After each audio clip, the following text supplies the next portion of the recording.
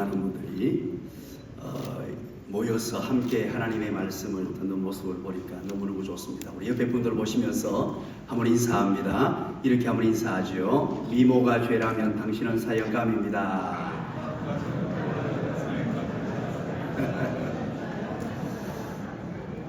우리 짧은 시간에 제가 오늘은 하나님의 말씀으로 근거해서 부족한 종에게 일어났던 놀라운 하나님의 역사와 기적을 조금 나누려고 합니다. 지금 이 시기가요, 참 너무나 어렵다는 것은 저와 여러분이 다 압니다. 다음 세대 아이들이 지금 코로나 이후에 교회들마다 다음 세대가 문을 닫고 있다 그러고요. 통계상으로 봤을 때 코로나 이후에 우리 한국의 교회가 30만 명이 감소되었다고 합니다. 이건 엄청난 일입니다. 국민일보에 2024년 1월 18일자 신문을 보니까 미국의 뉴욕타임즈 기사를 가지고 와서 그대로 소개한 내용이 있었습니다. 그게 뭐냐 하니까 미국의 기독교인 수 감소가 4천만 명이라고 발표했습니다. 여러분 놀라지도 않는데요. 4천만 명입니다. 이거 엄청난 일이에요. 여러분 한국교회도 지금 다를 바가 없습니다. 지금 심각한 상황입니다. 가장 작게는 우리 기독교계의 전문가 집단에서 발표하는데 우리 한국교회가 전체 7만 개 교회였습니다. 그런데 4천 개 교회가 문 닫았다. 그렇게 표현하기도 하고요. 통계 수치상으로 많이 보고되는 곳에는 1만 개의 교회가 문을 닫았다라고 보고되기도 합니다. 많은 사람들은 그래서 한국교회 위기라고 생각합니다. 어렵다고 생각합니다. 힘들다고 생각합니다. 또 그게 현실적으로 봤을 때 맞습니다. 이런 상황 속에서 우리 한국교회가 앞으로 어떻게 해야 할 것인가? 모든 사람들이, 전문가들이, 우리 목사님들이 동일하게 하는 말씀들이 엄청난 위기다, 어렵다, 힘들다. 우리 대학생들 복음화율이요 3.5%대로 떨어져 버렸습니다. 우리 고등학생 복음화율이요 2.5%대로 떨어져 버렸습니다. 하도 많이 들어서 놀라지도 않네요. 흔히들 5% 미만을 미전도 종족이라고 합니다. 우리 다음 세대가 미전도 종족입니다. 이런 상황 가운데 우리 한국교회를 위해서 헌신하셨던 우리 장로님, 권사님들이 또 우리 집사님들이 이렇게 기도하러 모였으니 이것은 보통 일이 아닙니다. 자, 그렇다면 오늘 서두를 제가 좀 무겁게 시작했습니다. 그렇다면 대안이 없겠습니까? 이 상황 가운데 무슨 대안을 우리가 제시해야 되지 않겠습니까? 모두가 어렵다고 동일하게 하는 얘기인데 저는 다르게 생각합니다. 세계의 교회사를 여러분 한번 보시기 바랍니다. 어렵고 힘든 경우가 분명히 있었습니다. 핍박을 당하기도 했습니다. 고난을 당하기도 했습니다. 황제들이 일어나서 기독교를 박해하기도 했습니다. 그런데요, 그런 역경과 고난, 환난 이후에 세계 교회사를 보니 엄청난 부흥의 역사가 나타난 줄 믿으시기를 간절히 축원합니다. 그렇다면 한국교회 또한 지금 이 시기 위기는 분명합니다. 그러나 해답이 있습니다. 반드시 다시 한번 일어서게 되고 다시 한번 부흥하는 역사가 나타나게 될 줄로 믿으시기를 간절히 축원합니다. 여러분 오늘 제가 짧은 시간에 깊이 있게 대화를 나누고 싶은데 오해하지 말고 들으십시오. 제가 이 자리에 있어서 강단에 있어서 자랑하고 싶어서 하는 말이 아닙니다. 이걸 꼭 좀 전달하고 싶습니다. 이 코로나 이 위기에 우리 교회 청년들이 3배 성장을 했습니다. 자, 이런 얘기 하는데 안 놀라주시면요, 얘기하는 제가 놀랍니다. 다시 한 번 더 말씀드리겠습니다. 이 코로나의 엄청난 위기 속에 우리 교회 청년들이 3배 부흥을 했어요. 땡큐 베리 감사합니다. 자, 이것들을 좀 나누고 싶어요. 모두가 안 된다고 하는데 어떤 분들은 그렇게 말합니다. 지역이 어려워서 안 된다. 농촌이라서 안 된다. 이 시대가 지금 복음 받아들이는 시대가 아니다. 그런데 고무적인 것은 70%가 우리 청년들이 불신자들이 예수를 믿게 되었어요. 놀라시는 분에게 축복이 있을지어다.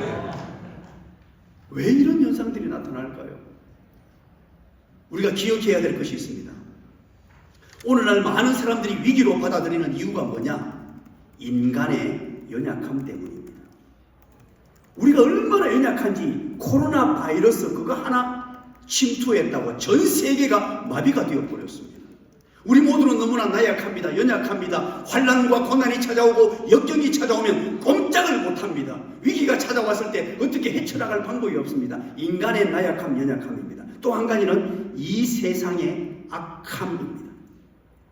이 세상이 얼마나 악합니까? 복음을 받아들이지 않는 시대가 되어버렸습니다. 전도지를 주면 전도지를 찢어버리는 시대가 되었습니다. 그러다 보니까 우리도 모르는 사이에 학습된 무기력증에 빠져버렸어요.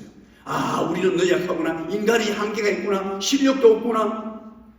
그런데 내가 세상은 너무 악하구나. 이제 한국교회는 끝났구나. 부흥의 시대는 끝났구나. 교회의 전성기는 끝났구나. 그리고 패배주의에 빠져서 절망과 좌절 속에 앉아있다는 거예요.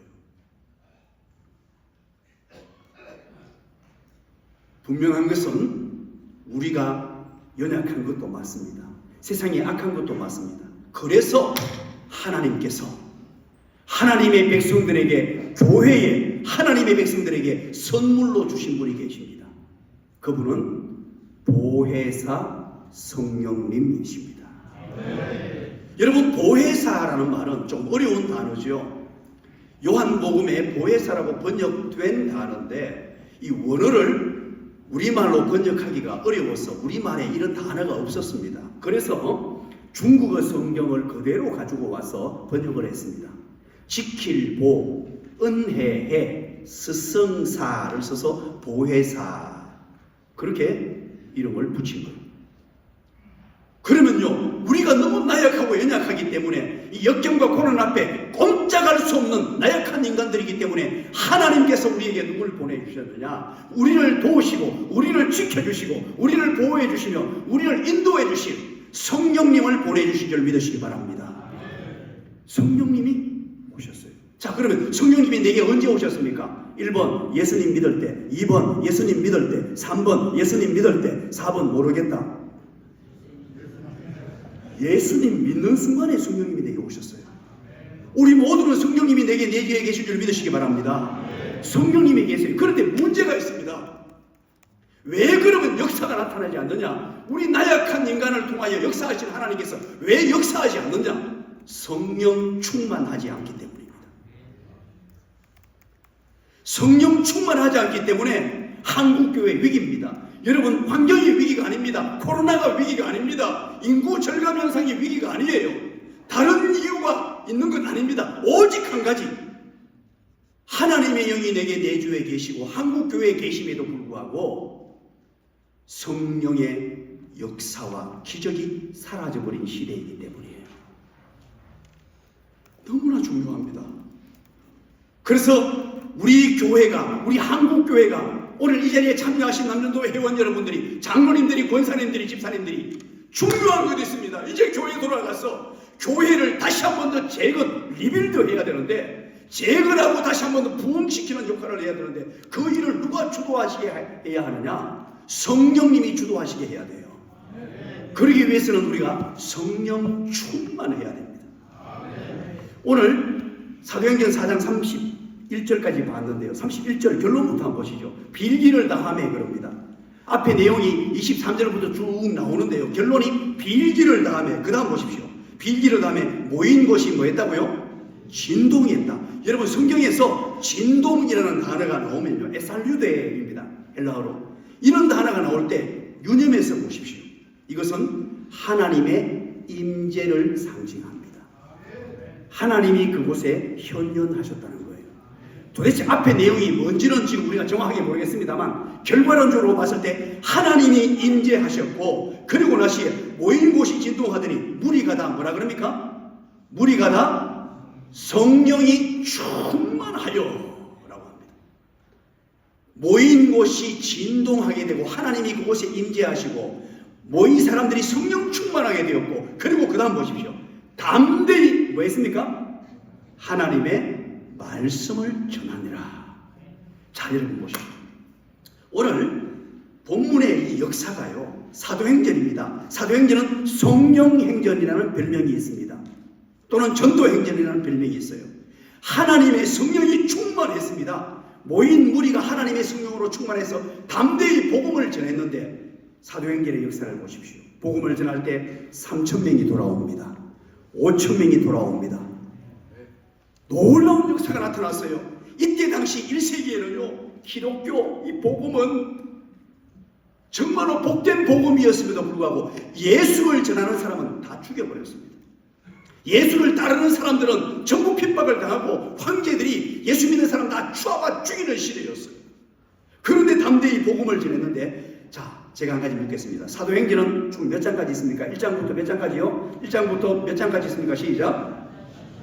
28장까지. 역시 대단하십니다.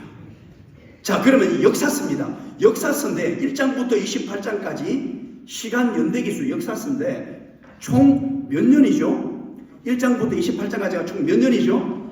30년입니다. 역시 대단하시네요. 30년인데 30년 동안 이때부터 오늘 사도행전 2장에 성령이 임재하셨습니다. 성령이 임하시고 오늘 4장 31절에 보니까 성령이 충만하여져서 담대히 복음을 전했더니만 사도행전 28장에 성도 수가 몇 명이 되었죠? 몇 명이 되었습니까? 성경에는 정확하게 기록이 되어 있지 않습니다. 그러나 학자들이 전체적인 것을 가지고 연구를 해보니까 20만 명이 되었어요. 20만 명. 30년 만에. 이때는 오늘날처럼 종교의 자유가 있던 시절이 아닙니다. 박해가 너무나 극심했고, 특별히 네로 황제 같은 경우에는요, 예수 믿는 사람들을 철저하게 잡아 죽인 사람이에요. 그 상황 가운데 20만 명이 하나님께로 돌아오는 역사가 나타났고, 이 일을 누가 하셨습니까? 성령께서 하셨어요. 놀라운 역사죠. 그리고 여러분 기억하십니까? 이런 성령의 역사를 통하여 AD 313년, 300년 후입니다. 313년에 전 세계를 통치하던 로마를 기독교 공인을 해버립니다. 로마가. 기독교 공인을 했죠. 그리고 325년에는요, 하나님의 복음 앞에 로마가 굴복하고 두 손을 들고 기독교 국가로 전환됩니다. 이 말은 전 세계가 복음화되었다는 뜻이에요. 이 일들을 누가 하셨습니까? 성령께서 하셨어요. 자, 그렇다면 오늘날 우리에게도 희망이 있지 않습니까? 우리의 힘으로 한다면 희망이 없습니다. 우리의 능력으로 한다면 희망이 없습니다. 우리의 실력으로, 우리의 학벌로, 우리의 똑똑함으로 하려면 아무 희망이 없습니다. 하나님의 영께서 교회를 주도하시도록 하면 되는 줄 믿으시기를 간절히 축원합니다. 하나님의 성령이 역사하시면 오늘날에도 한국교회는 될 줄로 믿으시기 바랍니다. 하나님의 성령께서 함께 하시면 교회의 부흥이 다시 한 번 더 불일 듯 일어나게 될 줄로 믿으시기를 간절히 축원합니다. 그게 바로 하나님의 말씀이에요. 하나님의 영으로 충만했던 하나님의 사람들, 소수의 무리였습니다만 이 성령 충만한 자들을 통하여 초대교회는 일어났고 전 세계의 복음화가 일어났으며 하나님의 역사와 기적이 나타났다는 것이 사도행전의 정언이요 역사입니다. 그렇다면 오늘 짧은 시간이 없습니다. 자, 성령 충만의 비결을 알아야 될 것 아닙니까? 옆에 사람에게 한번 얘기해 주시기 바랍니다. 오늘 당신이 수지 맞았습니다. 이 비결을 배워가서 여러분 교인들에게 좀 가르쳐 주십시오. 이제 우리가 성령 충만하지 못하니까, 하나님의 영이 내게 계셔도 능력 있는 사람으로 살지를 못하니까 교회가 힘이 없어졌어요. 우리 한국교회가요, 지난 세월 동안에 조금 지식은 부족했고 실력은 부족했어도 한국교회가 성령 충만했었어요.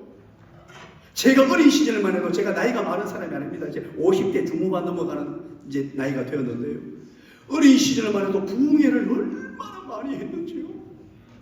중계부흥회, 추계부흥회 하고 우리 할머니, 아버지가 저를 업고 다니면서 어릴 적부터 말씀에 아멘하고 찬양을 부르고 성령으로 충만했어요. 교회 전체가. 하나님이 여기 주도하시는 교회였어요. 말씀이 떨어질 때마다 아멘, 아멘으로 받았습니다. 심지어 우리 강사 목사님들, 부목사 목사님들 욕을 해도 감사했어요. 아멘 받았어요. 그런 시절이 있었습니다. 그때는 하나님이 주도하신 거예요. 우리 인간의 힘으로 하는 게 아니고. 자, 그렇다면 오늘 성령 충만의 비결입니다. 오늘 23절부터 시작되는데요. 23절, 사도들이 노임에라고 말하죠. 사도들이 놓였다고 말합니다. 자, 사도들이 놓였다는 이 말이 뭘까요? 여기서 사도는요, 베드로와 요한입니다. 베드로와 요한이 열심히 복음을 전했습니다.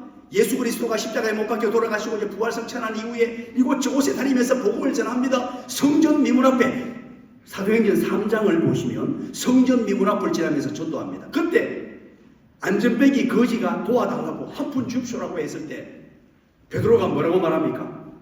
은과 금 다 없으나 내게 있는 건 내게 주니 곧 나사렛 예수 이름으로 일어나 걸으라. 그는 걸었네, 뛰었네, 찬양했네. 사이사이 아무도 아멘 안 하셔가지고 자, 놀라운 일이죠. 은과 금은 내게 없거니와 내게 있는 예수 그리스도로 명하노니 일어나 걸으라. 벌떡 일어나 걸었어요. 이게 바로 베드로와 요한이 복음을 전하면서 성전 민문 앞으로 다녀갔습니다. 그때 산헤드린 공회원 70명에서 72명입니다. 막강한 권력자들입니다. 그들이 예수 전한 사람 다 잡아 죽인다. 베드로와 요한을 산헤드린 공회에 잡아가지고요, 협박을 하고 핍박을 하고 다시는 예수 전하지 말라. 예수 전하는 자마다 다 죽이겠다. 그리고 놓아준 거예요. 놓아줬는데 오늘 4장 23절이 바로 그 내용입니다. 사도들이 노임에라는 말은 산헤드린 공회에 잡혀갔다가 이제 풀려났다는 것입니다. 그 두 사람이 베드로와 요한입니다. 그리고 23절에 그 동료에게 갔는데 그 동료가 누구냐? 마가의 다락방에 모여있던 성도들입니다. 성도들에게 가서 제사장들과 장로들의 말을 다 알렸다는 거예요. 산헤드린 공회원이 핍박을 하고 베드로를 향하여 요한을 향하여 다시는 복음 전하지 말라. 복음 전하면 다 죽이겠다. 협박을 했다는 얘기를 다 전했습니다. 자, 그러면요, 우리의 반응이 어떻게 나타나야 됩니까? 협박하고 핍박하고 예수 믿는 사람 다 죽인다 그랬으면 120명의 성도들이 모여 앉았다가 베드로! 니 좀 예수를 좀 살살 믿으라 했잖아. 왜 그렇게 나대가지고 돌아다녀가지고 우리까지 다 죽게 생겼냐? 이럴 수 있습니까? 있습니까? 있죠. 그런데 24절 오늘 본문을 보십시오. 이것이 굉장히 중요한데 성령 충만의 첫 번째 비결입니다. 비난하거나 비판하거나 원망하거나 불평하지 않고 누구 탓을 하지 않고 그 보고를 들었습니다. 산헤드린 공회원들이 다 죽이겠다는 말을 듣고 난 이후의 반응입니다. 24절 그들이 듣고 24절 그들이 듣고 한 마음으로 하나님께 소리를 높여 이르되 대주제여 천지와 바다와 그 가운데 만물을 지으시리시오. 바로 첫 번째 성령 충만의 비결 찬양입니다. 찬양을 올려드립니다. 여기에서 그들이 듣고 한 마음으로 호모디마돈이라는 말이에요. 호모디마돈, 이 말은 일치된 마음으로 하나의 열정으로라는 뜻이에요. 베드로가 요한이 돌아와서 보고했을 때 원망할 수 있었습니다. 베드로 예수 좀 살살 믿어라. 왜 그렇게 나대가지고 이렇게 됐냐? 마음이 나누어질 수 있었습니다. 그런데 그 어려움의 때에 온 성도들이 한 마음이 돼가지고 대주제여 하면서 천지 만물을 창조하신 살아계신 하나님 아버지하고 두 손을 높이 들고 찬양을 불렀다는 거예요. 놀랍지 않습니까? 그래서 성령 충만의 첫 번째 비결 따라서 합니다. 찬양이다. 찬양이 살아 움직여야 합니다. 교회가 찬양이 뜨거워져야 됩니다. 여러분, 찬양은 예수 믿는 사람만의 특권입니다. 불신자들에게 찬양을 불러보라고 하세요. 입이 열리지 않습니다. 마음이 열리지 않아요. 다 닫혀버립니다. 장례식장에서도 노래할 수 있는 사람들이 저와 여러분 아닙니까? 하나님께서 주신 찬양, 오늘 찬양 드린 것처럼 뜨겁게 찬양하고 찬양할 때마다 간절히 찬양하고 한 마음으로 따라서 합니다. 비비원불원 비비원불원 백해무익이요 칭위 격감은 다다익선이라. 자, 이게 무슨 말이냐? 우리 교회에서 만든 용어입니다. 비비원불은 비난하고 비판하고 원망하고 불평하는 것은 백해무익입니다. 칭위 격감은 칭찬하고 위로하고 격려하고 감사하는 많으면 많을수록 좋고 만사형통의 비결입니다.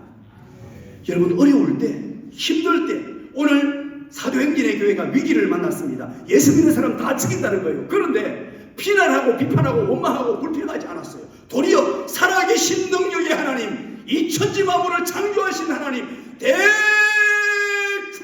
하면서 찬양을 하나님께 올려드리는 것, 하나님을 신뢰했습니다.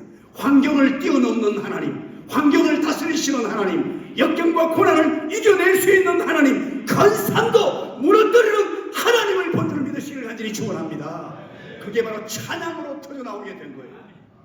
우리는 그래서 비난하고 비판하고 원망하고 불편한 걸 중단해야 됩니다. 코로나 이후에 교회들마다 지금 힘듭니다. 어렵습니다. 그러다 보니까 나도 모르는 사이에 비난합니다. 비판합니다. 원망합니다. 불평합니다. 다 망하는 일이에요. 다 망하는 일. 어려울 때 하나님을 바라보는 자, 어려울 때 힘들 때 능력의 하나님, 살아계신 하나님께 시선을 고정시키는 자는 불평하지 않습니다. 도리어 능력의 하나님, 대주제여 천지 만물을 창조하신 하나님이여, 지금도 이 세상을 주관하시는 능력의 하나님이여, 하나님을 찾는 자가 되는 줄 믿으시길 간절히 축원합니다. 그리고 도리어 칭찬하고 격려하고 위로하고 감사하는 겁니다. 교회에서 헌신하시는 목사님들을 칭찬해 주십시오. 장로님들을 칭찬해 주십시오. 칭찬하고 위로하고 격려하고 감사하고 원망과 불평 모두 사라지고 주의 사랑을 전해요. 짝짝. 이것은 제가 작사를 하고 우리 민호기 목사가 작곡을 붙였습니다. 우리 교회 캠페인으로 벌려요. 비난하고 비판하고 하지 말고 이 어려운 시기에 예수 그리스도의 복음의 능력을 입고 살아계신 하나님을 경험하면서, 제가 2007년도에 지금은 대구의 나눔과 섬김의 교회를 섬기고 있습니다. 2007년도에 부산의 베델 교회에 부임하게 됩니다. 부산시 검정구에 있는 교회입니다. 가니까 교인 수가 한 100명 남짓 있는, 예배석은 한 350석, 400석이 되는데 교인들이 다 빠져나가 버리고 이 검정구 서동이라는 동네가 뉴타운으로 거시되면서 굉장히 어려운 동네였어요.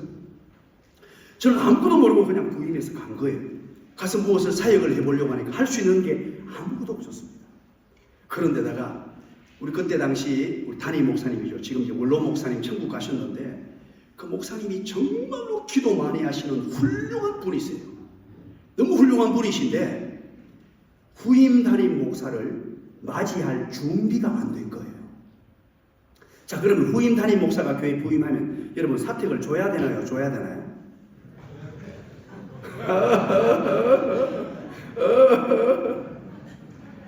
자, 후임 담임 목사가 부임하면 목양실을 줘야 되나요? 줘야 되나요?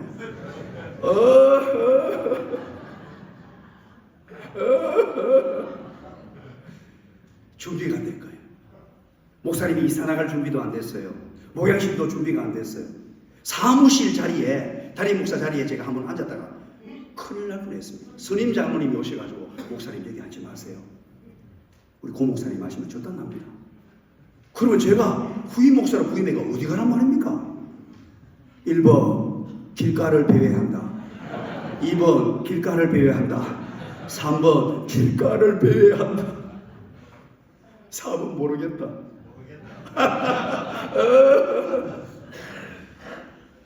자, 이사 갈 집도 없어요. 목양실도 없어요. 그래서 한 달 넘게 동안 출퇴근을 합니다.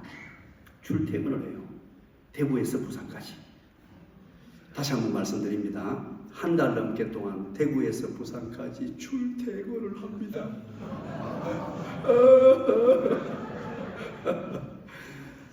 그러면서 너무 힘들었습니다. 누구에게 말할 사람이 없었어요. 내가 좋아서 청빙받고 내가 간 교회에 내가 뭐라고 말할 수 있냐. 우리 원로 목사님 훌륭한 분이거든요. 그런데 잘 몰라서 그러시는 걸 어떻게 해요? 장로님들도 이 상황을 잘 이해를 못해요. 너무 힘들어서 인간적으로 말하면 내 발등 내가 찍었지. 내가 왜 대구 교회를 버리고 여기 왔나? 하나님의 인도를 받고 왔는데, 그리고 매일 출퇴근을 하면서 1시간 한 20분 걸렸거든요. 그런 출근하는데 1시간 20분, 퇴근하는데 1시간 20분. 그러니까 2시간 반이 넘는 시간에 너무 답답한 마음에 아내에게도 말하지 못하고, 그래서 세계 최초로 차량 1인 부흥회를 만듭니다. 제가 차량 1인 부흥회를 답답한 마음에 차량을 타고 찬송을 부르는데요, 키를 최대한 높여가지고 그때 가장 많이 불렀던 찬양입니다.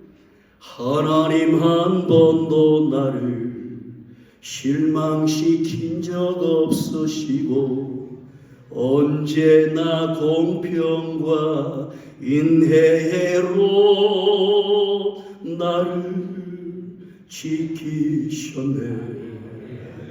오신실하신 주, 오신실하신 주, 내 너를 떠나지도 않으리라. 내 너를 버리지도 않으리라. 약속하셨던 주님, 그 약속을 지키사 이후로도 영원토록 나를 지키시리라 확신하네. 할렐루야. 찬양을 부르는데요, 부르면서 찬양이 끝나자마자 주여 라고 차에서요 외쳤습니다. 누구 한 사람 아무리 고함 지르도 시끄럽다고 할 사람 없습니다. 그래서 성이 안 차면요, 이게 경적을 울리면서 아파쳐 그러면서 얼마나 답답한 마음이었으면.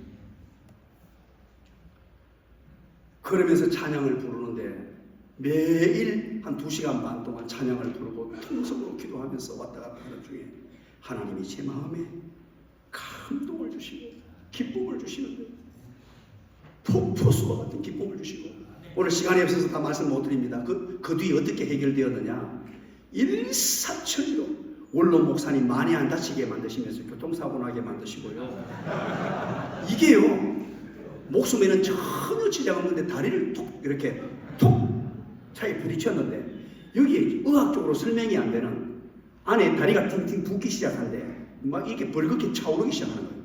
그런데 겉은 괜찮은데 안에 핏줄이 터져가지고 피가 보이기 시작하고, 그래서 요 부분을 잘라내가지고 피를 끄집어냈는데, 이게 이상하게 해요. 여러분은 수술을 하고 여기 아물어야 되잖아요. 아물지 않고 이렇게 벌어진 채로 아물어버린 거예요. 이런 사례는 없대요. 그래서 장기간 부산대병원으로 입원하셔서 모든 걸 저한테 물려주시고 정리하시도록. 하나님의 은혜가요 참 놀랍죠. 찬양은요 능력이 있습니다. 우리 김의신 박사라고 아시죠? 김의신 박사님은 한국이 낳은 위대한 의학 전문가, 의사 선생님이에요. 암 전문의입니다. 미국에서 11년 11차례 최고의 암 전문의로 뽑힌 분이에요. 이분이 한국에 와서 강연을 지금 많이 하시는데 뭐라고 하느냐, 이 암 전문가가 말하는 얘기입니다. 우리 몸속에 암세포가 지금도 계속 만들어진대요. 모든 사람의 암세포가 만들어지고 있는데 왜 암에 안 걸리느냐, 암세포를 잡아먹는 세포가 생성된다는 거예요. 그게 여러분들이 잘 아시는 NK세포입니다. 내추럴 킬러 세포, 자연살해 세포입니다. 이 세포가 너무너무 중요한데 이분이 연구를 해서 발표를 했습니다. NK세포가 일반인들의 1000배 많이 생성되는 집단을 발표했어요. 일반인들의 1000배 많은 집단, 일반인들의 1000배 많은 집단, 일반인들의 1000배 많은 집단. 네, 놀라주셔서 고맙습니다. 그게 어디냐? 교회의 찬양대였습니다.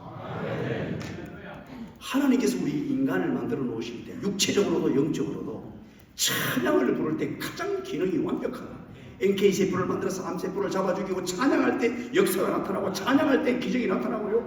찬양할 때 일어난 일은 보통이 아니에요. 자, 시간의 역사 두 번째 넘어갑니다. 찬양을 여러분들 하세요. 두 번에 25절부터 28절까지 한번 보십시오. 지금 읽지 않겠습니다. 25절부터 28절까지가 뭐냐? 특별히 25절에 보면 어찌하여 열방이 할 때 보면은 니언이라고 적어놓고 밑에 주석을 달아놨죠. 뭐라고 적어놨냐? 시편 2편 1, 2절. 이 말은 대주제여라고 찬송을 부른 이후에 하나님의 말씀을 이들이 나누고 있습니다.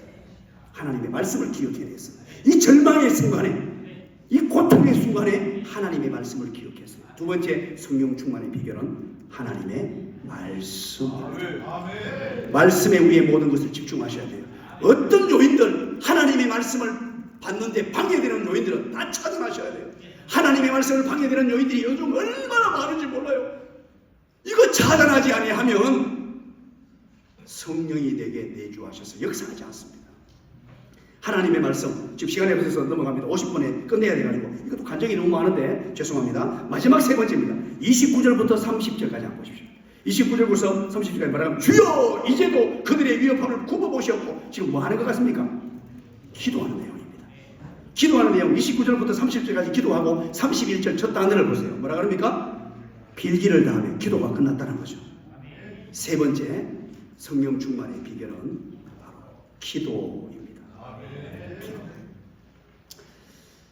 우리 교회가 왜 이런 코로나 중에서도 부흥하는 교회가 되었는가? 왜 이런 놀라운 역사가 일어났는가? 제가 강단 기도를 합니다. 요즘 이 시대에 참 하기 어려운 일인데요. 강단 기도를 합니다.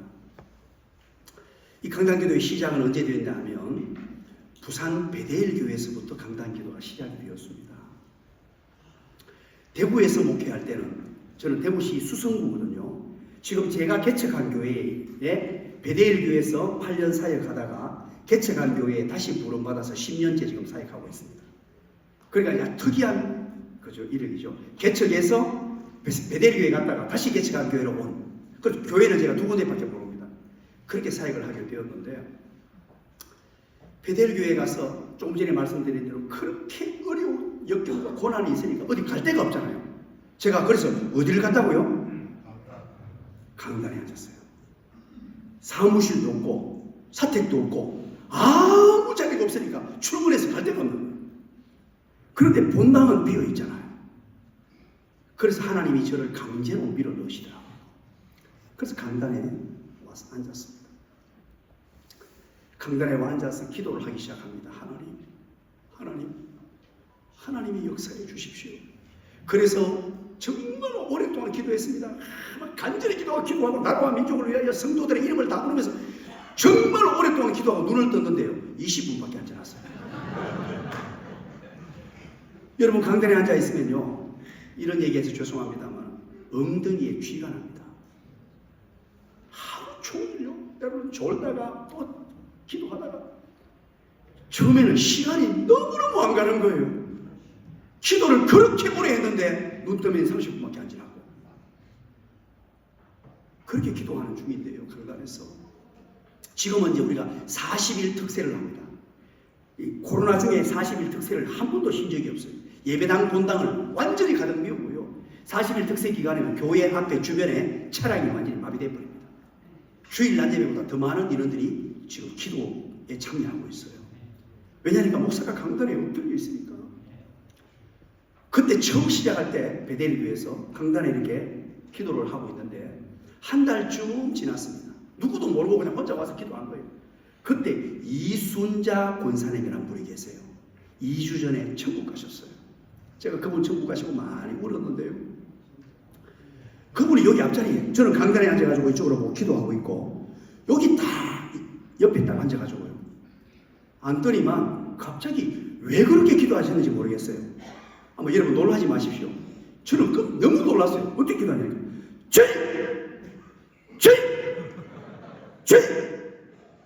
꼭 세 번씩 주여라고 외치고는, 그리고는 따따따따따따따따따따따 기도하는데요.